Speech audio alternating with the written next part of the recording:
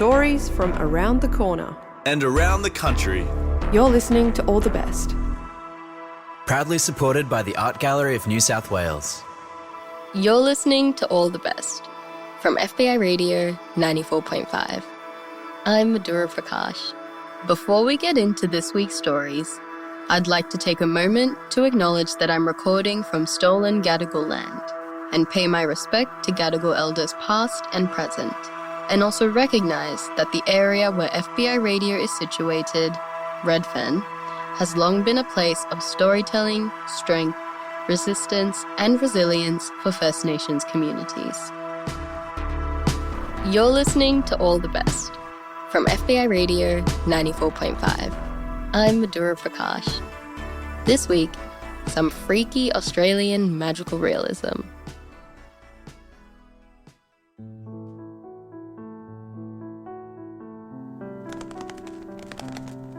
I've always been little. If I fall asleep outside, I worry the bugs might carry me away, or that a gust of wind will whip me twisting into nettle. The others don't worry like this, but they're also bigger than I am. Chia is closest to my height, but even she's got half a gum nut on top of me. She likes to say that this makes all the difference, but she's not mean about it like the others are. She knows I don't mind when she pokes fun. It was Chia who taught me the best way to make a gum leaf whistle, and it was Chia who showed me how to fly upside down, even though my wings are uneven and I spun screaming through the air. It was Chia who explained that baby could be our friend if we were smart about it, and it was Chia who taught me that Banksias whisper secrets when their hair falls out. I was lying in a gum tree when I heard the murmur drift softly through the bushland. Beside me, a Banksia tree was swaying. Its flower pods were bright pink, like a flock of chittering parrots, but a few hung hairless and dark. Their work was done. Their seeds spat across the soil, and now their mouths were yawning in chorus. They were whispering secrets, secrets that hung like a hum in the air. I hopped off my branch and wrapped my arms around a pod. The Banksia was whispering, its mouths all murmuring at once, a slow, drifting shush of wind that tickled inside my ear. I kept my ear steady and held my breath. I let its message pass through me. Hard rain at sundown. Baby will taste poison tonight. The mouths hung open and said nothing more. I resisted the urge to look at them. It's bad luck to look inside a Banksia pod. I mulled over the Banksia's words. The evening sun fell in fuzzy spots through the leaves and fluttered across the stringy bark floor. Perfect weather for humming and careening and chiacking like a loon through the air. I took a slender nail to my chin and scratched aimlessly. Hard rain at sundown. Baby will taste poison tonight. Beneath me, a wren hopped over to shuffle the leaves. A parade of ants marched in steady rhythm up the tree. It didn't seem like rain was coming.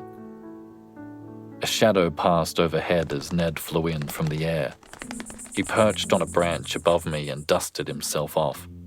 His antennae were long and flicked slowly from side to side. It was rare for Ned to come over, and I was disappointed to see it wasn't Chia. I was burning to tell her the Banksia's secret. We were chatting and we decided to invite you to the frolic tonight. Gee, thanks, I said. Even though your wings are crooked and you can barely keep up most of the time. Tonight? Are your ears too small to hear right? Sunset, like usual. Only you'll be there too. You should feel honoured, so try not to mess it up. There's rain coming. Tonight. Who says? I do. Ned looked upward at the cloudless sky. Then his eyes drifted to the Banksia pod beside me. Banksias lie. Everyone knows that. You better be at the frolic. Chia got bit by an ant and we're down one. Frolic's got to be even or it's not fun. He pushed himself into the air and hung vibrating above the branch. Chia got bit? Bad? Better be at the frolic. A warm breeze blew slowly through the bush. The Banksia rocked lightly on their stems. Maybe for the best that Chia won't be at the frolic. Better to be nursing an ant bite than caught in hard, sudden rain. Banksias lie. Everyone knows that. I'd wanted to tell Ned, you're a liar too, but he doesn't care what I think. And besides, he wasn't actually lying this time. Banksias are liars. That's an honest fact. That's why the others don't bother listening to them. But Chia taught me the most important thing about liars is that they have to tell the truth, at least sometimes, because a lie you know is a lie is pretty much the same as a truth, and the Banksia are sneakier than that. The art, she said, becomes knowing which is what, and there was something in the whisper today that made me sure at least a part of it was real. There's a tone they get when there's a truth among the lies. You can hear it carried up like water through the roots. Hard rain at sundown. Baby will taste poison tonight. It will either pour with rain as the sun sets, or someone will poison baby. I chewed the options around but couldn't work it out. Of us little folk, it's just Chia and me that know about baby, and Chia would never do anything to hurt them. Still, I was certain it was one or the other. I held my ear tight against the Banksia pod once more, just in case, but it didn't have anything else to say. I crouched on the branch and inhaled deeply. My antenna twitched to and fro. A hint, maybe, of rain? Or was I just smelling what I wanted to smell? No, there was a wisp of something among the powdery smell of the gum trees, an energy in the air. The more I thought about it, the more certain I felt. The sky would find the water somewhere, dredging it from some secret reserve hidden deep among the blue. Rain was dangerous.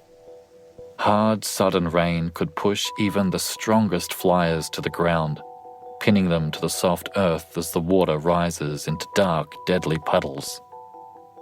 My wings were stiff, so I slowly stretched them out, beating them back and forth a few times until the feeling returned. Then I stepped off my branch and caught a breath of wind. I weaved through the casuarina, hit the creek and followed it along. I skimmed close to the water, watching the sun flit amid the shadows. Would the others cancel the frolic if they knew? Not from my word, but Chia could convince them. I hoped she was somewhere safe. Perhaps she was at my place, and the people's place too. The people and I live in a long, shiny box by the creek. The box has tree trunks for a roof, but the people have whittled them straight so they fit snugly together. We all avoid the people, which is easy to do because the people don't know to look for us. Of us little folk, it's just me living in the box, tucked up and out of sight in the roof. Everyone else lives together in trees, or in burrows, or under rocks with the insects. Chia visits a lot, and each time she does, she stays longer and longer. We always have to be careful. Chia's laugh is as loud as a baby bird, and when she starts, it's hard to get her to stop. When I built my home, I was careful to hide it above a corner where the people didn't often go. But then Baby came along, and now Baby lives there. Chia got very excited when Baby arrived. Recently, she started bringing Baby gum nuts. She says she's getting the gifts in early so the Baby will like us when they're older. Then maybe Chia can live in the house too, and we can laugh and carry on as much as we want. I don't tell Chia, but I sneak back at night and take the gum nuts away. I don't tell her because I don't want her to get the wrong idea. I'm just worried that the people will find them, and then they'll know we're here. Chia is way more reckless than me. I've kept every single one in a little corner of the roof where I never let Chia go. I hope that when Baby is older, I can present them at once and explain the situation. Then maybe Baby will understand and let Chia and I live above them. Sometimes at night when I collect the gum nuts, I explain this to Baby, but I'm not sure Baby gets it yet. I paused at the tree line to study the box, scanning the balcony and windows for the large haunting faces of the people. My secret entrance is a broken bit of wood in the side of the roof. I folded up my wings and wriggled carefully through. Inside it was dark and I waited for my eyes to adjust. Chia thinks I should put windows in like the people have. She says they make them by collecting tiny, clear bits of sand and pressing them tight together. That's what a Banksia told her. Chia also likes to listen to the Banksias, but I don't think she can tell when they lie quite like I can. She says she doesn't mind. She just likes to hear what they have to say. Chia? Chia wasn't here. I'd half expected to see her, mouth full of mushroom, grinning sheepishly and rubbing her bite. But my chair was empty, my nest untouched. A nervous twitch was forming in my antenna. Sundown was approaching. The frolic would be starting soon, and with it, the rain. I pressed against the floor and stared through the crack into Baby's room, but it was impossible to tell if Baby was there. All I could see were the toys spread chaotically across the floor. There was no Chia, but then again we'd agreed never to visit Baby during the day. I wriggled back outside and sat down on the roof. Just where could Chia be? Across the trees, the horizon was a bright pink. The clouds had gathered only as an orange wisp against the sunlight. I tried to imagine the sky suddenly cracking open, rain pouring out from the stars and washing the sun into a wave that crashed across the mountains. But I couldn't. It only darkened as slowly as it always did. Chia would know what to do. She'd crouch down and stare at the earth and think things through in a way that I couldn't. Then she'd light up like a starbug and do a flip, and I'd know she'd found the answer. She'd tell me I was being silly. I closed my eyes and pictured her grinning. Half a gum nut short of a gum tree, she'd say, and then she'd lean up and pat me on the head. I was beginning to hear the distant sounds of the frolic in motion. Hays and hoes drifted softly through the trees. I closed my eyes and counted them, and they sounded even. A hoe for every hay. I breathed a sigh of relief. Chia must be feeling better. It was probably a garden ant that bit her. The frolic was already gaining in speed. They were reaching the moves I couldn't do no matter how hard I tried. It's the reason they stopped inviting me. Sometimes Chia and I frolic, just the two of us. She does the hays and I do the hoes, and together we spin madly through the air. She doesn't mind slowing down a bit. I listened carefully for her voice among the others, but I couldn't make it out. I'd know her voice any place. When she yells, "Hey!" it's like she can barely hold off laughing from the fun of it. The sun was dipping below the distant mountains. Gum trees whistled and shuddered against the last of the evening's light, pale stars pushing into a dim, barren sky. And as the sun dropped completely, I realized the Banksia had lied. There would be no hard rain. But that meant... A shadow darted from the trees and sped in a direct line towards the house. Could it be Chia?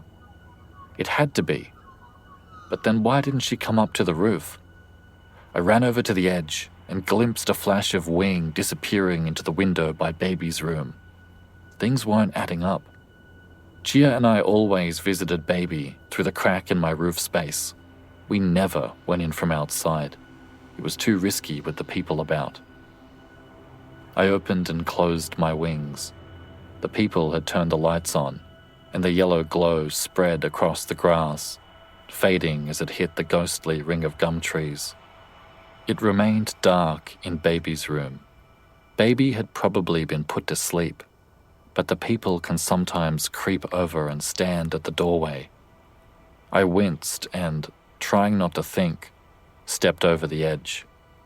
I drifted carefully down to the window. Baby's pale curtains trembled lightly as the breeze passed through the fly screen. I pressed myself against it and tried to look inside, but it was difficult to see beyond the curtain. I stepped back. There was a jagged hole in the corner that hadn't been there before, just big enough for someone to wriggle through if they folded their wings right. I took a deep breath and slid inside. The floor of Baby's room was darkness, interrupted only by a thin river of moonlight that drifted slowly through the curtains and down towards their bed. Baby's large, round body breathed against the wall. Within the shadows, a darker shadow swam. It avoided the moonlight and landed gently on the bed. Baby will taste poison tonight.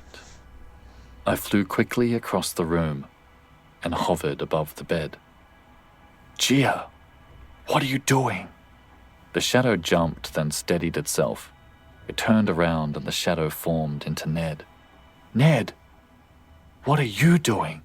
Why aren't you at the frolic? Mind your own business. Where's Chia? How should I know?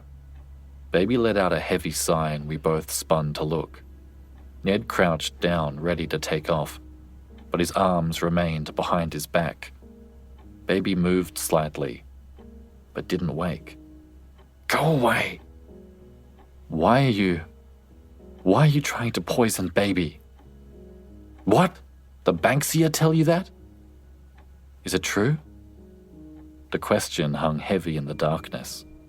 Ned pulled his hands from behind his back. He was carrying something. I squinted into the dark. It was a large hunk of mushroom. That's Deathcap. But why? Just because. You don't need to know. I felt my heart beating hard in my chest. Why did you lie about the frolic? You're annoying. How did you know Chia wouldn't be there? I said go away, didn't I? Why lie about Chia? Why try and make sure I'd be out? Because you'd get in the way, wouldn't you? You stupid little bug. And here you are, so small, but always in my way. We stared at each other in silence. Baby's slow breathing whistled from their open mouth. Chia's dead. No. Chia's dead because of you. You're lying. I'm not. Chia went to talk with the baby. Then Baby grabbed her and threw her, and she died. You're lying. You're a liar. Baby is big. It didn't take much.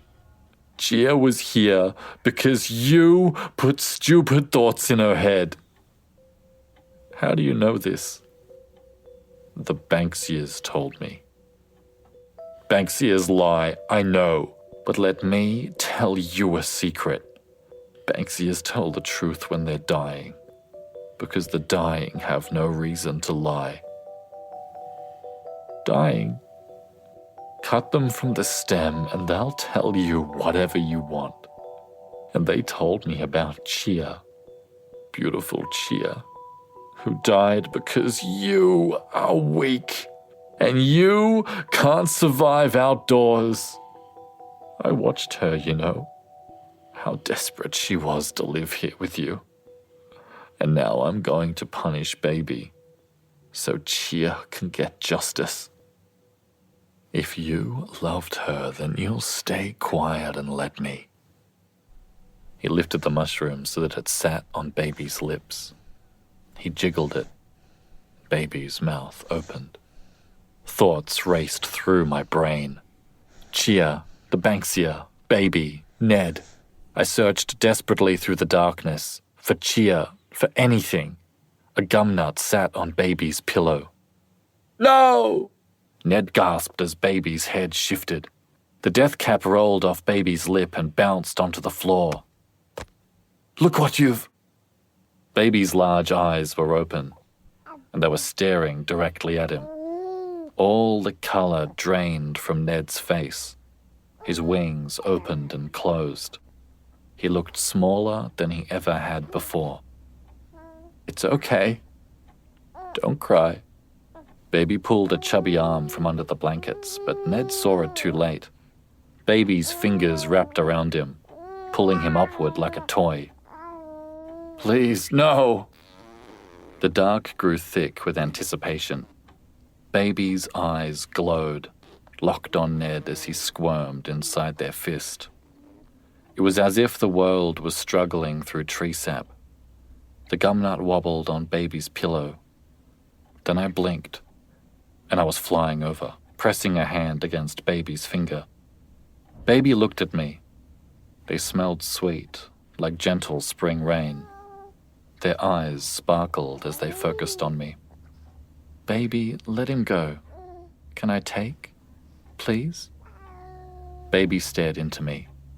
They waved Ned around a second, then carefully lowered him to the blankets.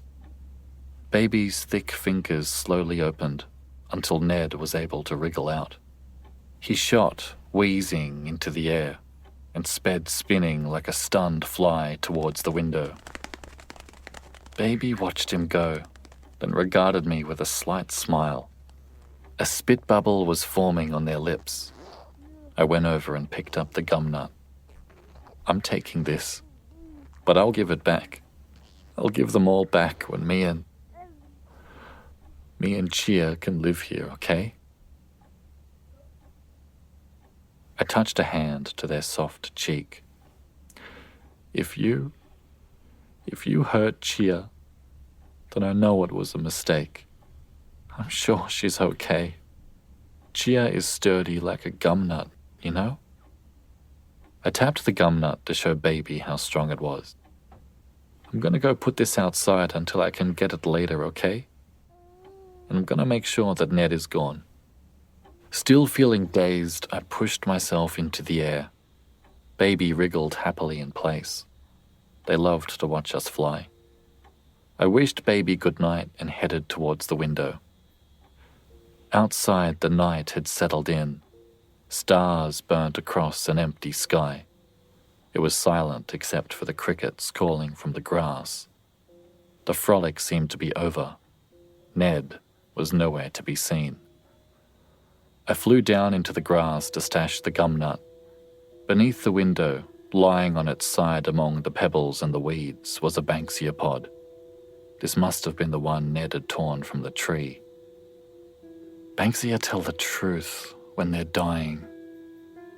I leant down beside the Banksia. "Where's Chia?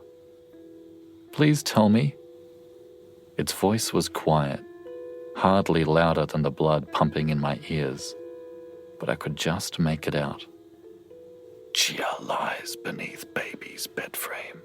She is broken beyond repair." I was too anxious. I wasn't hearing right. I pushed my head hard against its mouth. "Chia lies beneath Baby's bed frame. She is broken beyond repair." "Once more, Banksia, please." I pushed away from the Banksia and shot upwards. Banksias lie. Ned lies. Everyone lies. Everyone except Chia. Chia, who could never tell a lie, not for the life of her. I barged clumsily through the screen and tried to keep my thoughts under control. Baby had drifted back to sleep. Moonlight floated slowly through the window. I hovered in the air a second, then sank slowly to the ground. It was dark under Baby's bed. Not even the moonlight could cut into that darkness. A shape lay still in the dust, and my heart seized violently. I held my breath and clenched my teeth. I approached it slowly. I held an arm across my eyes and felt like crying. I stood beside it, lowered my arm, and let my eyes slowly adjust. The death cap. It was just the death cap. My knees went weak with relief. We'd have to come back for it later, me and Chia. Together we'd be able to carry it out. Me and Chia. Me and Chia. The darkness gathered densely under the bed. If Baby had thrown her, if she'd hit the wall and fallen down, then this is where she'd be, alive and injured, or... I wanted to call her name, but I was too scared to speak. Shapes spun across my vision and twisted through the shadows. I stepped further into the darkness, and there was Chia. But the Banksia had lied. Hey. Ho.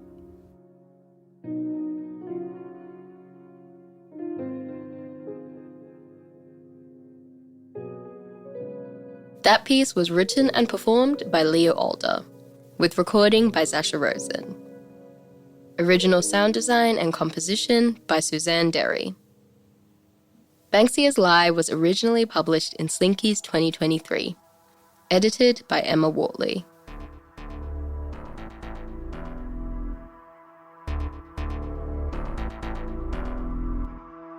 All the Best would like to acknowledge the traditional owners of the lands on which we make these stories and pay our respects to elders past and present. All the Best is made at FBI Radio on Gadigal land, in association with SYN and 3RRR on Wurundjeri Woiwurrung and Boonwurrung lands, and 8CCC on Arunde and Warramungu lands. The All the Best editorial producer is Mel Bakewell, and Phoebe Adler-Ryan is our executive producer. Our social media producer is Isabella Lee, and our social media assistant is Seth Emmerich. Patrick McKenzie is our community coordinator, and Janae Madden is our content assistant. Shining Bird composed our theme music, and Annie Hamilton designed the artwork. We're heard across Australia on the Community Radio Network, and were made possible by the Art Gallery of New South Wales and the Community Broadcasting Foundation.